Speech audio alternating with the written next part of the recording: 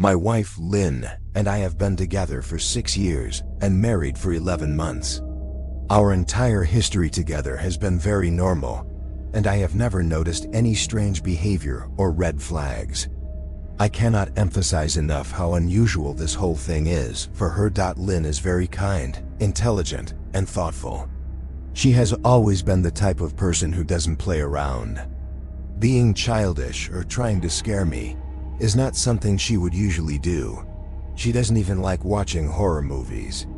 When we first started dating, she agreed to watch The Shining with me because she knew how much I loved horror. She was so scared that she didn't even make it halfway through the movie before we had to turn it off. She doesn't like anything scary and has never played a prank. It's just not her cup of tea. And that was fine. But that is what's so strange about this. It is just so unlike her usual self. I should also add that she has never had any psychological issues, and as far as I know, it doesn't run in her family. I know some people can hide their mental health problems, but in the 6 years we've been together, I think I would have seen some signs. 2 months ago, I was in the kitchen brewing myself some coffee before work. That morning, I was running a bit late and knew that I wouldn't be able to make it to Dunkin' Donuts to buy breakfast as usual. I took a sip of coffee as I rushed along the hallway toward the front door, when I happened to notice Lynn peeking at me from around the corner ahead. I could only see her eyes and a lock of her long black hair falling against the wall. The rest of her body was hidden behind the corner. I almost spilled my coffee when I saw her.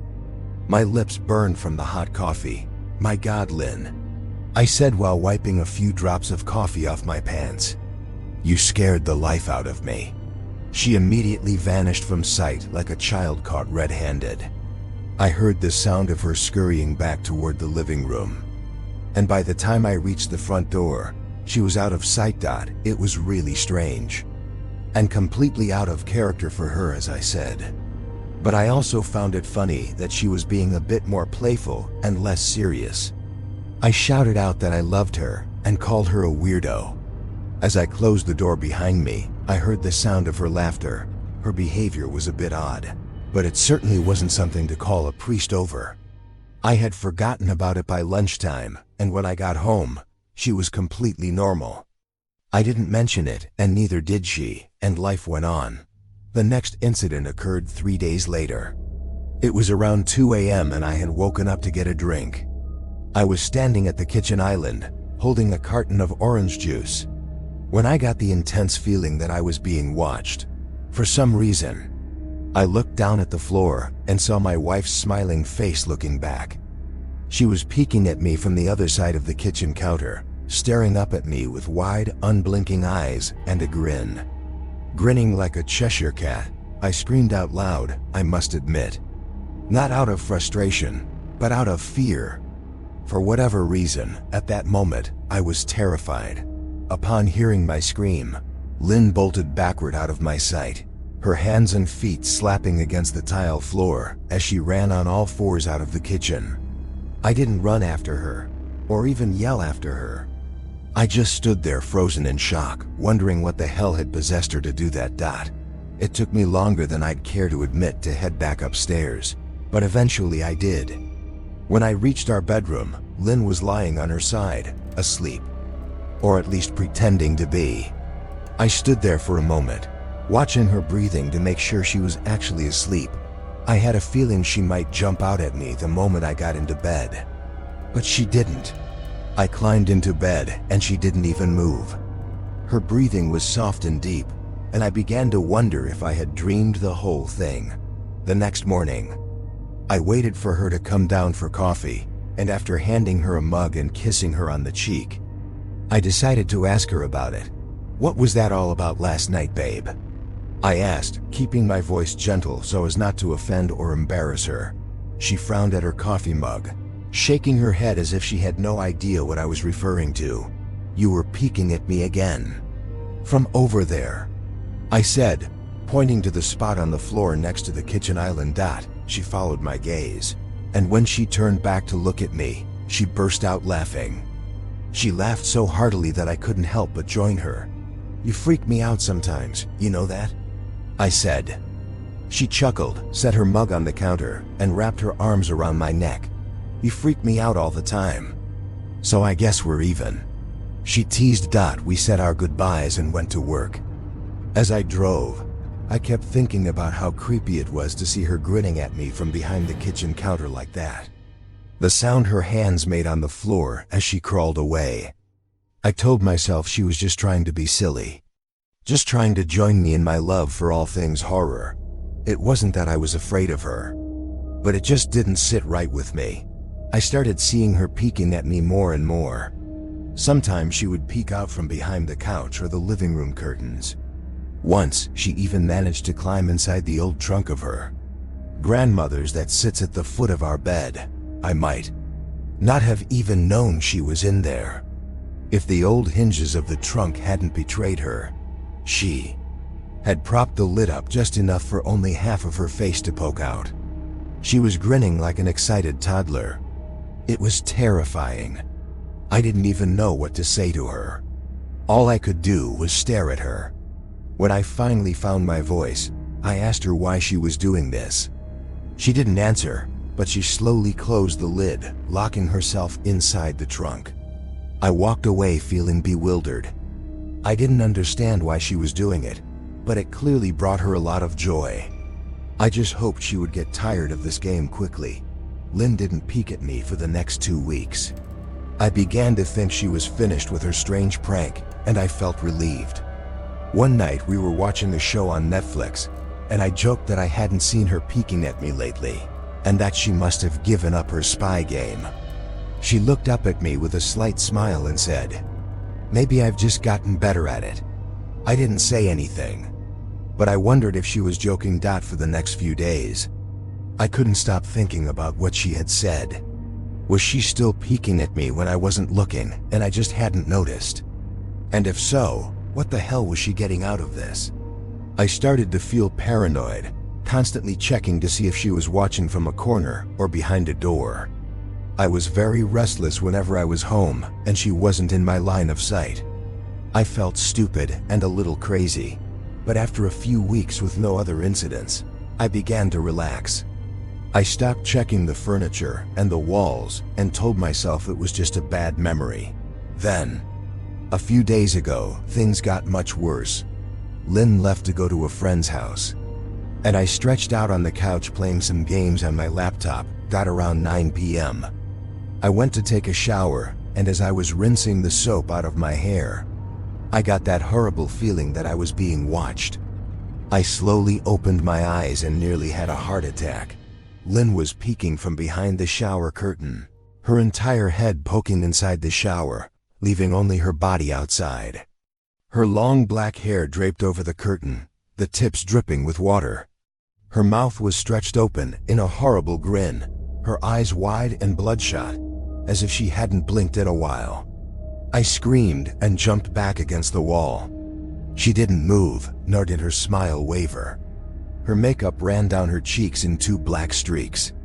She looked amused and completely deranged. I was absolutely terrified. We stood like that for a moment, neither of us saying a word.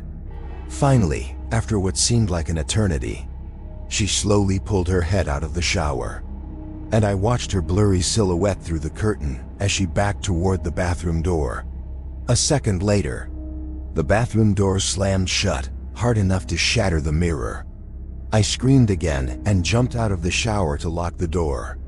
I stayed in the bathroom for over an hour. Maybe I overreacted to some of you, but whether she was joking or not, I wasn't going to put up with that crazy stuff anymore. That's what I kept telling myself as I paced back and forth in the bathroom, stopping at the door every few minutes to listen. Suddenly I heard a muffled sound, and I pressed my ear against the bathroom door, trying to listen. I couldn't hear anything, but I pictured Lynn standing on the other side of the door, giggling at her prank. I felt a surge of anger. I was furious at being scared in my own home, and having to hide in the bathroom for a whole hour. All for what? Some joke? If it was a joke, it was a terrible one. What the hell, Lynn? I snapped. This damn thing is getting really annoying. I waited for her to apologize or call me a jerk. But instead, I heard a low whimper, so quiet that I wondered if I had imagined it, and then complete silence. "Lynn?" I called out loud, unable to even hide the trembling in my voice. I received no response, only my own heavy breathing. "I swear to God, stop it right now," I yelled, slamming my hand against the door. I waited for her to scold me, which I expected from the way I spoke to her. I had never shouted at her before, but there was nothing. Only the occasional dripping sound from the shower head. I won't deny that I was panicking, too afraid to open the damn door and face my own wife. I waited for about another 30 minutes. Time feels like a lifetime when you are afraid. Finally, I decided I wasn't going to hide in the bathroom all night, so I got down on my knees and looked through the crack under the door. I almost expected to see her face peering back, but luckily I didn't. I looked straight down the hallway to the top of the stairs, but there was no Lynn. I didn't know whether I should be happy about that or not. I watched for a few minutes, waiting to see her head pop up from the top step, but it never appeared. I stood up, hand on the door, and braced myself to open it.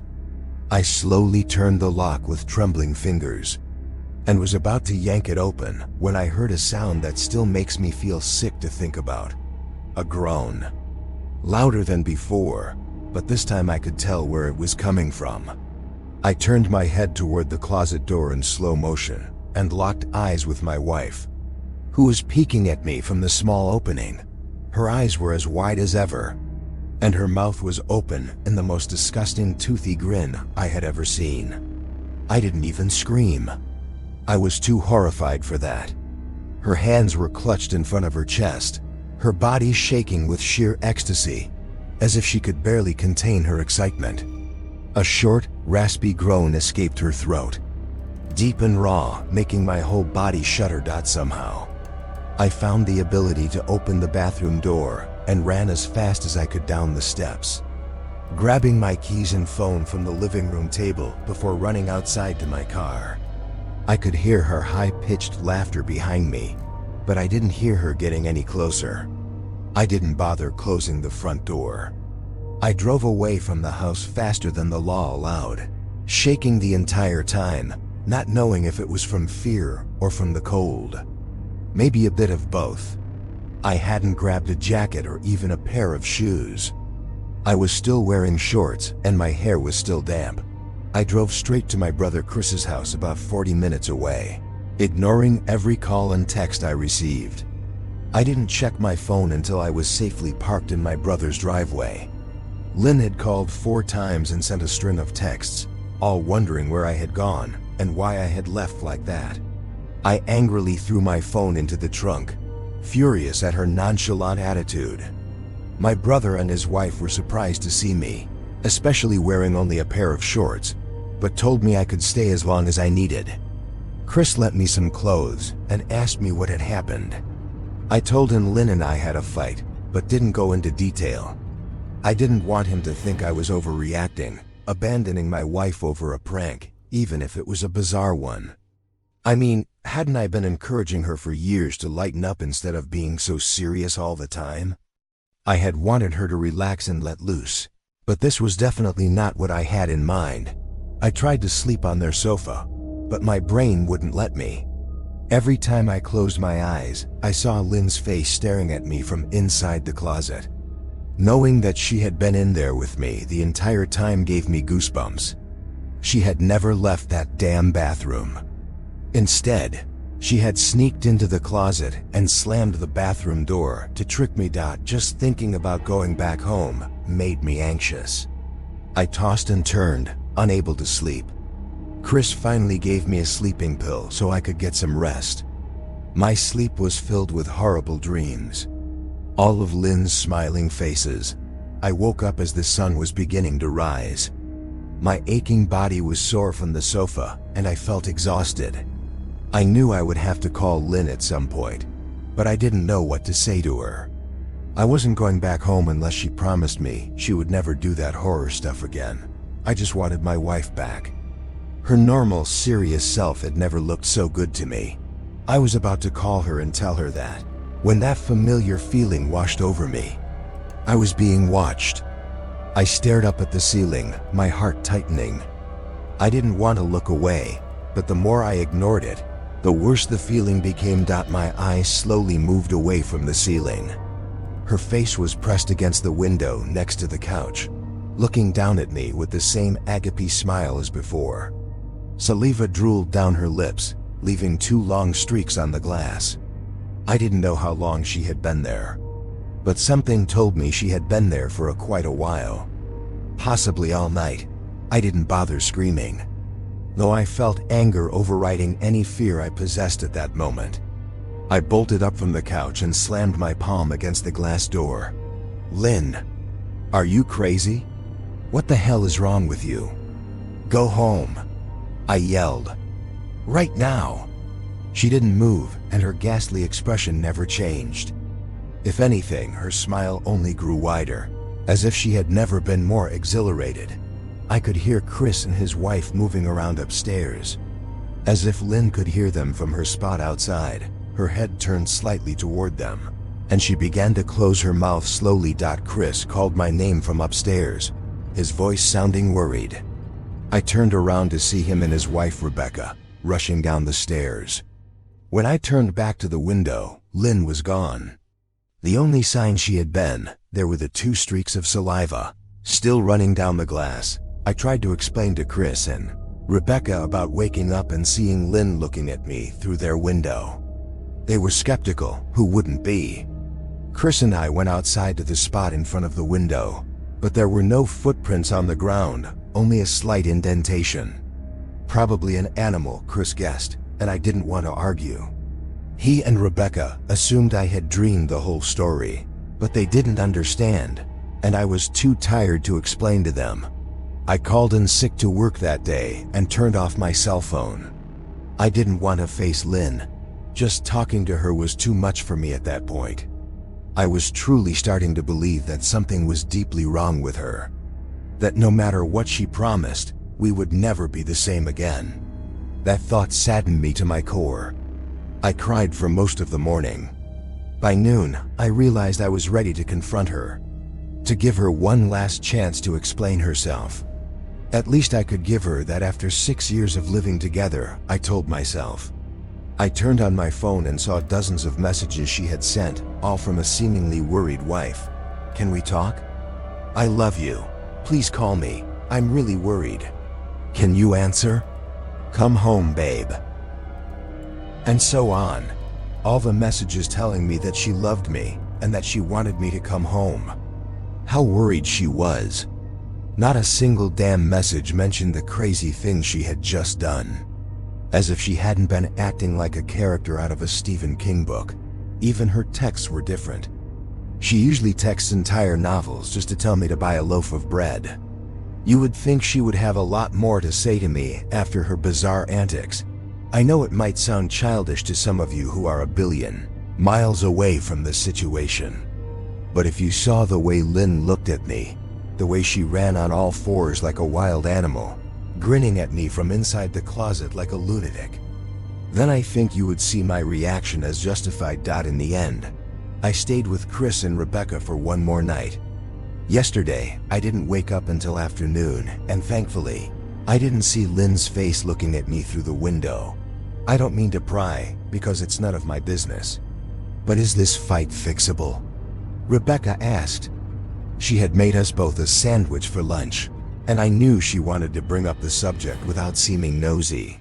I don't know. She's like a different person, I said, choosing my words carefully. I still wasn't ready to let her or Chris know the full extent of the batshit craziness I had been dealing with. People change, Ben, but she is still the woman you married. Maybe you two just need to talk through your issues. Whatever is going on, I'm sure it can be worked out, she said, acting as a mediator. I don't think it's about that anymore. I don't think talking will help. I just don't trust her, I said. Those words stung my heart. I missed and loved my wife. But how could I live with someone like that? Living in constant fear didn't sound very appealing. Lynn loves you. She must be hurting a lot too.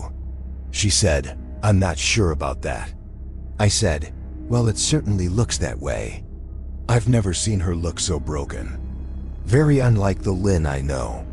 Rebecca said, shaking her head sadly. It took a full minute for her words to actually sink in. And when they did, I felt fear creeping through my flesh. Wait, what do you mean? You saw her? You saw Lynn? I asked, my mouth suddenly going dry. Rebecca nodded casually as if it weren't a nightmare. Perhaps to her, it wasn't. She dropped by this morning, right after Chris left for work. She said, clearing the plates from the table. I didn't see her car though. Maybe she caught an Uber or something. Beck, what did she say? Did she come inside? I asked, sweat beginning to break out on my forehead. I started looking around, scanning the corners as if a predator were lurking behind them. Double quotes, no. She just asked if you were awake yet, and I told her you were still asleep. I asked her if she wanted me to wake you up, but she said no. Just let him sleep, she said while washing the dishes. Was that it? She didn't say anything else? I asked. No. She looked awful though. Like she hadn't slept in days. I think you should call her. I stood up from the table and thanked Rebecca for lunch. I felt a little better knowing that at least she hadn't come inside the house. However, I needed to double check if the doors were locked. I sat for a while trying to figure out what to do next. I didn't want to go home, but I felt I owed it to Lynn to help her if I could. Hadn't I vowed to love and cherish her in sickness and in health? Clearly, she was very sick. If she was sick, which I truly believed she was, then I had to try to get her the professional help she needed. But I didn't even know where to begin. I didn't want to call the police, and besides, what the hell would I tell them? That my wife is peeking at me? That she's being creepy? No matter how strange, she hadn't committed any crime. Not yet, anyway. The police would probably say I was overreacting. But this wasn't a joke. It felt wrong. Dangerous even. Like something sinister was lurking beneath her smile. Asterisk, I knew that as her husband, I had every right to commit her to a mental institution. But what if she just acted normal in front of them? Clearly, she had been able to fool Rebecca into thinking she was just a caring wife. As long as the doctors didn't see her posing a danger to herself or others, they would have no choice but to release her after 72 hours. I felt lost and overwhelmed, so I did what any husband in my position would do. I called her mother. I didn't want to. Believe me, her mother, Marianne, and I have never been on good terms. We've never had huge fights or anything like that. She just isn't a very warm person, and not really easy to get along with. She almost never smiles, and when she does, only her lips curl into a thin smile, leaving her eyes as empty as before. She radiates an aura that feels like she is always on the offensive. I've only met her twice, and both times were such short visits. I got the impression that she didn't approve of me for her daughter. Lynn was always quick to usher us out because she didn't want me to feel uncomfortable, which I was very grateful for. Being around her mother felt almost unbearable, like walking on glass. I was so glad when we moved 3 states away so we wouldn't have to see her often. I was happy to avoid that woman, but I needed her help. I really didn't want to talk to her at all, but I had to talk to someone, and someone who knew Lynn longer than I did. So I gritted my teeth and did what I had to do. Yes? She answered, sounding irritated. Marianne, it's Ben. Do you have a minute to talk? I asked.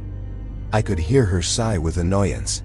I am in the middle of writing some checks, but if you insist, I suppose I can spare a moment. What is it you wish to discuss, Benjamin? She said mildly. It's about Lynn. She's acting very strange, and I wonder if you know if there's something. I was quickly cut off. It is a bit difficult to follow your rambling, Benjamin. What do you want from me? She asked. I could almost picture her standing there in her thin sweater and slacks, tapping her fingernails impatiently on the table. I want to know if you've ever noticed any bizarre behavior, or maybe any mental health issues," I asked. There was a long, uncomfortable silence where I couldn't tell if she was just thinking or something else. Finally, after a few seconds, she spoke up. "I'm not sure if this is one of your jokes, Benjamin, but if so, I do not find it funny. Now I have matters to attend to, as I said, so if you don't mind," she said. But I cut her off before she could get away from me. "Marianne, it's no joke. I'm genuinely concerned for Lynn's mental health. Her behavior lately has been very erratic. I am so worried about her, and I think that as her mother, you would feel the same way," I said, the frustration evident in my voice. "If you are truly concerned, then I suggest you get medical professionals involved. I don't know what you expect from me," she snapped. I could tell she was only seconds away from hanging up, and for some reason, I was desperate not to let her hang up. I had a feeling she knew more than she was letting on. "Please, if not for me, do it for Lynn." I tried. I heard a faint, shaky breath, as if she were trying to maintain her tough persona but failing. "Marianne? Is there something?" I started. "Benjamin, I don't know what to tell you. My only advice is to seek professional help. Do not call here again. Goodbye." I tried calling out to her, but she had already hung up. I tried to make sense of the call and her refusal to help. Even if she didn't like me, why wouldn't she want to help her own daughter? I couldn't wrap my head around it. I tried to replay the conversation, desperate to find something I had missed. After a while, I almost gave up until I recalled her final words to me. "Seek professional help." She had said those words with a slight hint of urgency. I might just be trying to grasp at straws, but no, I was certain her voice had shifted slightly when saying that. As if they were important. What did she mean? I assumed she was referring to medical professionals, but perhaps she was referring to someone else. Someone she didn't feel comfortable naming directly for some reason. Or maybe I was just desperate. I waited for Chris to get home, and after a very long and exhausting conversation with him and Rebecca, I convinced them that Lynn truly needed psychiatric help. I didn't tell them everything. I still wasn't ready to dive deep into it, but I told them about our last encounter. The way she hid in the bathroom, peeking at me from the closet. They were obviously shocked, but thankfully, they believed me. They wanted to help her too. However, they didn't think it was all that serious. Bizarre maybe, but not dangerous. They kept saying Lynn must be playing some kind of twisted prank. Maybe for YouTube? Rebecca suggested, though only half-heartedly. Chris didn't think we should involve the police just yet. Instead, he offered to go with me, and I readily accepted. He reasoned that calmly talking to her, trying to convince her to go voluntarily, was the best approach. I agreed to do it his way. At least I wouldn't be walking into that house alone. We drove over here this morning, right after breakfast. There was no way in hell I was going at night. As we pulled into the driveway, my stomach began to churn. Her car wasn't there, but I still didn't let my guard down. The front door was slightly ajar, and for a split second, I thought we would see her eyes staring through the crack. I shook and started to sweat. Chris, however, was perfectly fine. He waited for me to open the door, his hands in his pockets as if he were taking a stroll in the park. I envied his ignorance. I pushed the door open and was immediately hit by a foul, rotting stench. Chris smelled it too, and he stepped into the house behind me with his nose crinkled. "What the hell do you guys use to clean the floors around here?" Chris muttered. "Shut up," I said, my eyes darting around for any sign of Lynn. The house was silent and dark. Despite it being 10 a.m., all the curtains were tightly drawn, allowing no sunlight inside. If I hadn't left it just 2 days ago, I would have thought the house was abandoned. We moved through each room, carefully checking any place she could hide, calling out her name occasionally. "Why are you looking under the couch?" Chris finally asked. "Aren't we looking for your wife?" He was looking at me like I was an idiot. "Let's go upstairs," I whispered. He shook his head but followed me up the stairs to check the bathroom and the spare bedroom. On the way up, my shoes crunched against pieces of glass that looked scattered across a few steps. I noticed that one of the wedding portraits of Lynn and me hanging on the wall along the stairs had been smashed. The frame hung crookedly, and all the glass had been removed.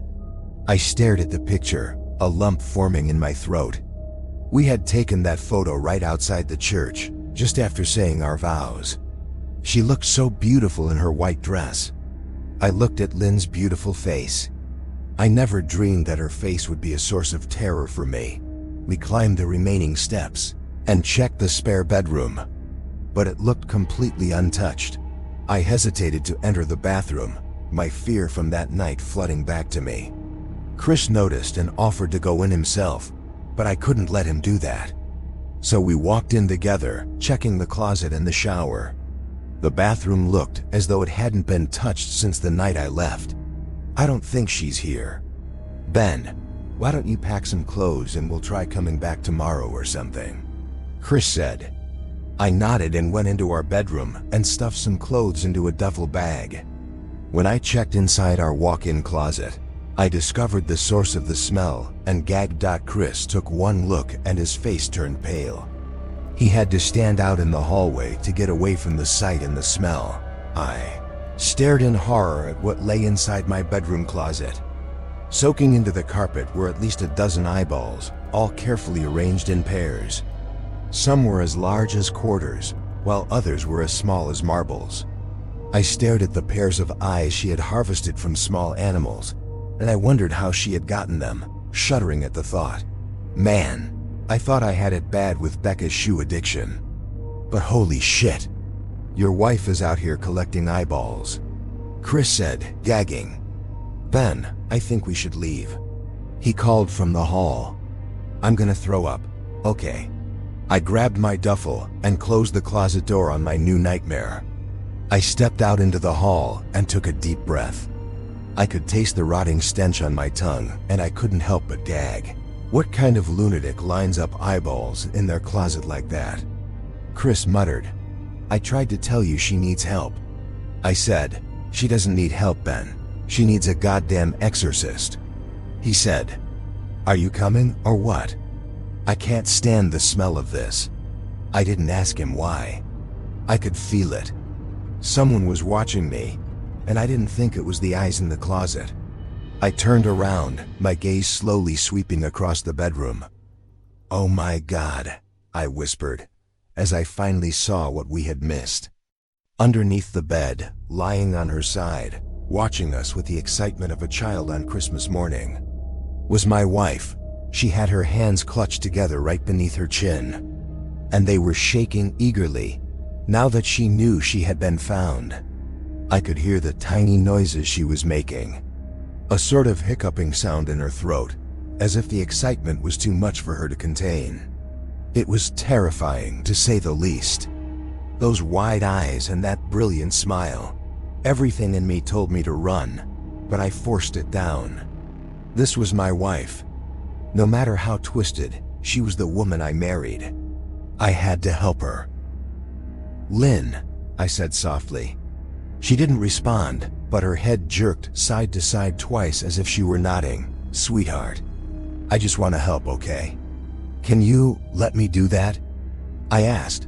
I took a step forward, approaching her as if she were some kind of dangerous animal. I love you, Lynn, I said gently, taking another step closer.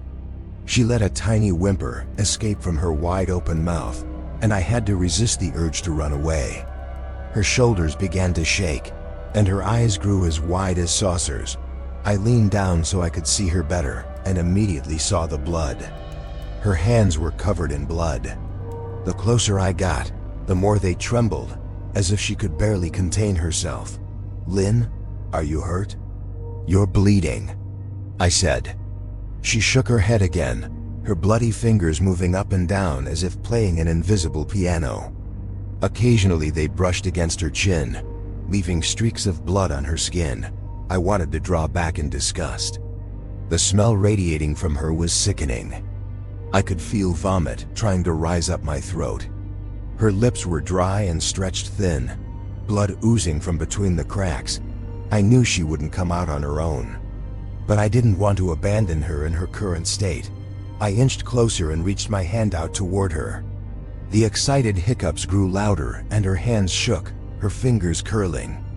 That was when I could see blood oozing from between her fingers. "Oh my God, Lynn, you're bleeding," I said. Instinctively, I reached out to grab her hand, but before I could touch her, her hand lashed out toward me. A sharp pain pierced through my arm, and I fell backward. My arm burned, and I could see blood dripping onto the carpet. I looked back at her in shock and saw her grinning frantically, her fingers clutching a large shard of glass. "You okay in there?" Chris asked from behind me. I turned my head slightly and nodded at him, clutching my arm to my chest. When I turned back to face Lynn, I saw that her focus had shifted. She wasn't looking at me anymore. And she wasn't smiling anymore either. She was staring right through me, her eyes glaring at Chris the way a hungry lion stares at a gazelle. Her mouth was still agape, but it had contorted into a snarl. I stood up and started walking backward down the hallway, afraid to take my eyes off her. "Are you bleeding?" Chris asked. As soon as the words left his mouth, Lynn began to scurry rapidly out from under the bed, the shard of glass still in her hand. "Chris, run, run!" I screamed. He must have been too terrified to move because a second later, I felt my back collide with him. He was still standing at the top of the stairs, staring at the horror that was my wife. Lynn had completely crawled out from under the bed and stood at the bedroom doorway, her face twisted in rage. Her entire body was visibly tense. Blood dripped down her fingers and onto the floor. "My God, Lynn." Chris said, "Are you, playing hide and seek?" I reached behind me and shoved him toward the steps. "Move your ass." "Chris," I said as softly but firmly as I could. Lynn shook her head in a quick, sharp motion and began to grin, her mouth stretching wider and wider until it seemed her chin touched her chest. I heard Chris mutter a curse and then bolt down the stairs. I stood at the top of the steps, trapped between love for a woman who clearly desperately needed help and self-preservation. I just wanted to help, I said with tears in my eyes. Her eyes locked back onto me as she slowly lifted the shard of glass, holding it out in front of her. And then she started sprinting toward me, grinning with sheer ecstasy. Thankfully, my body took over just in time, and I flew down the stairs 2 or 3 steps at a time. I made it to the front door before I felt her leap onto my back, wrapping her arms around my neck, her mouth agape right next to my ear, so I could hear those horrible hiccups up close. I threw her off me, slamming her onto the floor. I felt a sharp pain in my back as she fell, but I flung the front door open and lunged into my car. Chris was standing in the front yard, on the phone with the police. I didn't say a word, I just ran to my car and jumped in. Chris got the hint and followed me, still on the line with 911. I looked in the rearview mirror, certain I would see her there, running after us. But I didn't. I went straight to the emergency room and got 11 stitches in my arm and 3 in my back. The police asked a lot of questions and went back to the house to search, but of course, Lynn wasn't there. They advised me to stay with a friend or relative for a while and file for a restraining order as soon as possible. But none of those things mattered. Somehow I just knew it. I dropped Chris back off at his house and went to a hotel an hour's drive away. I wanted to put as much distance between Lynn and myself as possible. This is where I have been for the past 4 hours. I thought maybe the police would find her. Maybe they would get her the help she so desperately needs. But now I don't think so. Because 40 minutes ago, I received a text message from an unknown number. Just 3 words, "I found you," and an image attached. The photo was dark and grainy, but I knew instantly what it was. There is no mistaking those eyes as my wife's. I started typing this out right after that. I don't know what to do. I am alone and afraid, and I can't help but feel that I am being watched.